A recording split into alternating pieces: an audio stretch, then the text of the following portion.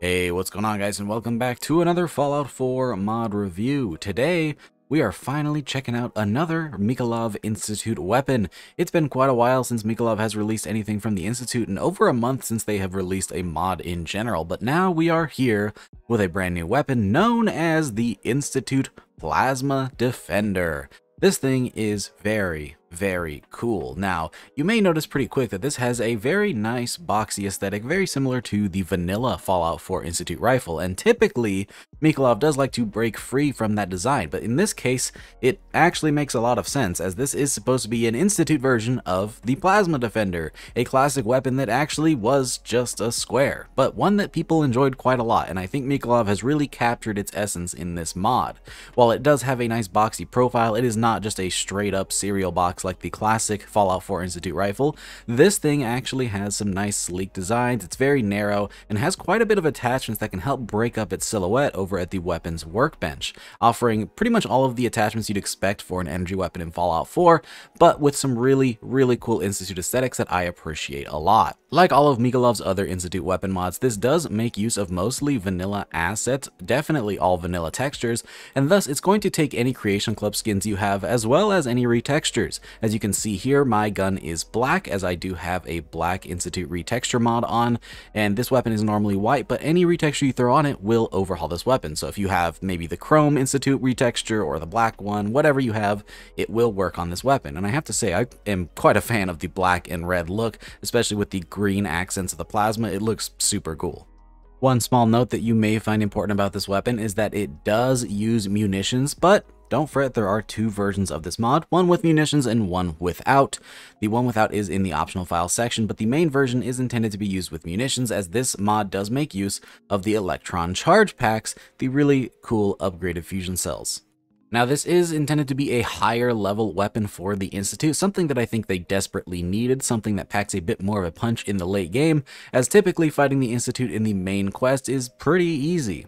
This is going to start spawning after level 20 on the synth leveled lists, and it does come in the form of the pistol or rifle variants as you find it, so that's pretty neat. You can find it in pretty much almost any format. If you remember, a while back, Micalov did make an Institute plasma weapon before that shot out a plasma beam of sorts, which was more of a green laser, and in this mod you have a regular old plasma projectile. However, you can actually swap it over at the weapons workbench to be a beam or a standard plasma projectile, which I think is pretty cool, so you can pick exactly what you want for this weapon.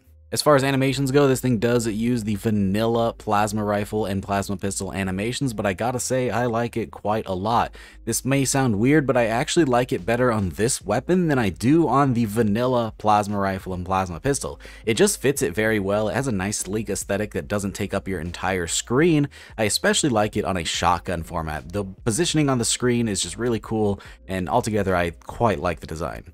Alright, I think that covers most of the basic stuff. Let's go ahead and take this thing in-game and check out some of its finer details, starting off with its stats. Now, here we are with the Institute Plasma Defender, and again, this thing looks absolutely fantastic. This thing comes with a base damage of 24 ballistic damage and 24 energy damage, makes use of those electron charge packs that I mentioned earlier from Munitions, has a fire rate of 33 in semi-automatic, has a range of 119, an accuracy of 142, a weight of 1.3 pounds, and a value of 123 caps. This thing is definitely a very formidable weapon. Even in its base format as a pistol with no attachments and no perks, that damage is nothing to scoff at, especially when you can repeatedly sling it out. Plus, the range and accuracy being pretty high makes this a very usable weapon, especially with some of the upgrades available at the weapons workbench. Now, before we check out the attachments, our first little performance test here will test out the accuracy of this weapon. Given its stats, I expect it to perform pretty well. Starting off with close range, let's see if this thing can actually hit a target. The answer is definitely yes, and then at medium range and long range, it is able to hit every single target without fail. Pretty nice, even for the pistol format. With upgrades, this thing just gets even better with more accuracy and more range to boot. So looking at this thing over at the weapons workbench, we've got quite a bit of options, as you can see. Starting off with the capacitor section, we have standard up through overcharged, pretty standard for an energy weapon, giving you a maximum damage of 42 ballistic and 42 energy compared to the standard 24 of each, so almost doubling it. Then for barrels, we have the standard short barrel, the splitter, the automatic barrel, and the sniper barrel, very similar to the regular old plasma rifle. And then we also have improved versions of each of these barrels, offering even more damage for each of them. Then for the grip section, we have the standard grip and the comfort grip, which will make this thing perform like a pistol. And then we have the standard stock, marksman stock, and recoil compensating stock that will convert this to use rifle animations as well as rifle perks. That's right, there are pistol perk, rifle perk, and automatic perk versions for this weapon, so you can really use this in just about any character. We also have a sights category where we have a bunch of different options, including the standard iron sights, the short scope, the reflex sight, the medium scope, the long scope, the short night vision scope, which is a similar mesh with a little bit of a tweak, and then as well as a medium and long version of the night vision scope, and of course finally a recon scope option as well.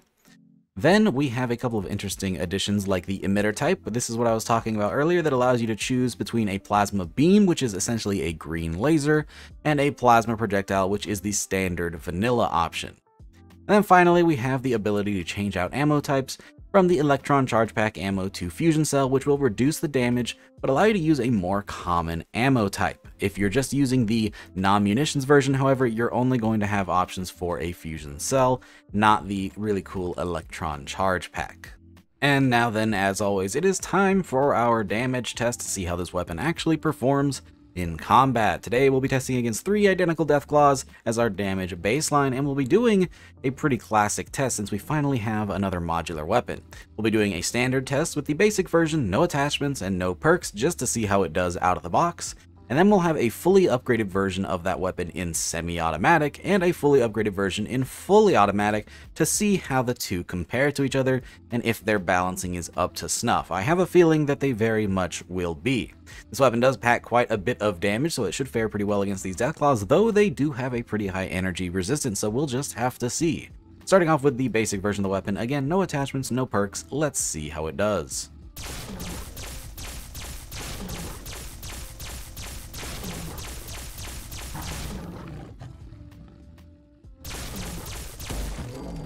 And in 22 shots, that's not too shabby for plasma cartridges, especially with a very early level version of this weapon with no attachments. It did perform pretty well. It does help that plasma projectiles do have a teensy bit of ballistic damage on top of that energy damage. Now then, let's see how it does fully upgraded in a rifle variant with the maxed out receiver.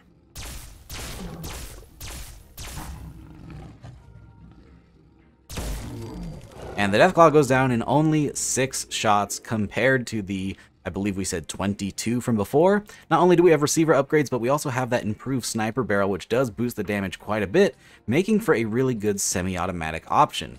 Now then, let's see how it does in full auto. The one drawback we will have here is that we don't have access to a sniper barrel like that in full auto, so the damage will be quite a bit less, but the fire rate will be much higher. Let's top off the magazine before we begin.